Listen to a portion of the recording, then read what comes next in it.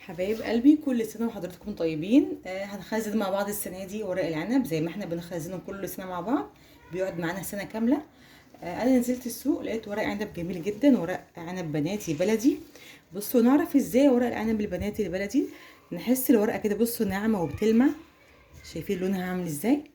بصراحة لما شفته عجبني جدا وجبت كمية، قلت نخزنها مع بعض ونوري اصحابنا وحبايبنا واخواتنا اللي بيحبوا يخزنوا الفرق بين الورق العنب البلدي البناتي الاصلي الحلو وورق العنب المغشوش اللي بيكون طعمه مش كويس، وكلنا بنتخدع فيه وبنجيبه وبعد كده بنلاقيه ان هو فيه اختلاف. بصوا الورقه دي خشنه كده، شايفينها فيها كده يعني تحسوا كده خطوط كده، وشكلها الورقه خشنه، شكلها عامل ازاي مشرشره كده، وتحسوا كده ان ايه الواحد يجي يحشيها ما يعرفش يحشيها ازاي.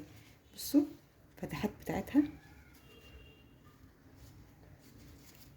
لونها تحسوا لونها غامق وخشنه شويه زي ما احنا شفنا حضراتكم. الفرق بقى بين دي وبين دي، ده ورق العنب البناتي البلدي، وده اللي هو الورق العنب اللي هو العادي اللي سعره بيكون اقل وطعمه بيكون يعني جودته مش قوي.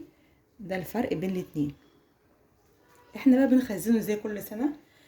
كده بنسمي بسم الله ونشيل كده الجزء ده بسكينه او بمقص او باي حاجه معانا، ونقطع كل الكميه كده نرصها فوق بعضيها.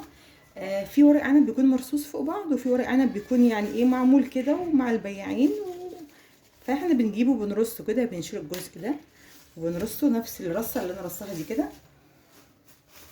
شايفين انا عامله الجزء ده كده رصاه تمام. هنحط الجزء ده، ناخد كميه كده على قد ما احنا هنستخدم ورق عنب. يعني عايزين مثلا ربع كيلو في الطاقه في الطبخه، نص كيلو، عايزين مثلا 8 كيلو، على حسب ما احنا بنحتاج الكميه اللي احنا عايزينها. طبعا كل واحد بيشتري كميه اللي بتكفيه طول السنه. يعني مثلا محتاجين مثلا 5 كيلو 4 كيلو 3 كيلو، كل واحد على حسب الكميه اللي هو ايه بيحتاجها. كده بنلفها كده بنلفها كده، وهنا الورق الاسترتش ده تمام. وانا مجهزه جزء كده علشان ايه يبقى سهل معايا وحضراتكم ايه يبقى الفيديو معاكم مش طويل. كده نلف الجزء ده ونحاول نسحب منه اي فراغات او اي هواء كده. ما عندناش اللي هو البلاستيك استرتش ده، ممكن اكياس عادي، اكياس اللي هي بتاعت التلاجة يكون بالشكل ده كده. هنعمل بقى كل الكميه بتاعتنا تمام بالمنظر الجميل ده، وبعد كده نيجي نشوف هنرصه ازاي في التلاجة علشان يقعد معانا فتره طويله وما يتكسرش او يحصل له حاجه. هعمل الكميه اللي عندي وبعد كده ارجع لكم تاني. كده حبايب قلبي عملت الكميه اللي عندي، وانا كنت حاطه شويه في الفريزر كده. غلفتها بالمنظر كده ده.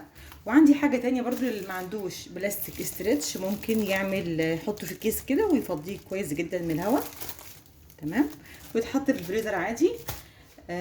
والحاجات دي العصيان دي انا ما رميتهاش، احنا بنحتاجها بنفرشها تحت الحله واحنا بنحشي ورق العنب، بيدي ورق العنب مزازه كده وطعم جميل جدا.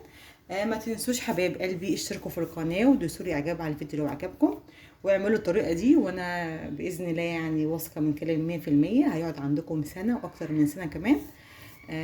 حبايب قلبي ما تنسوش اشتراك واعجاب، وبحبكم جدا جدا، والف سلامه.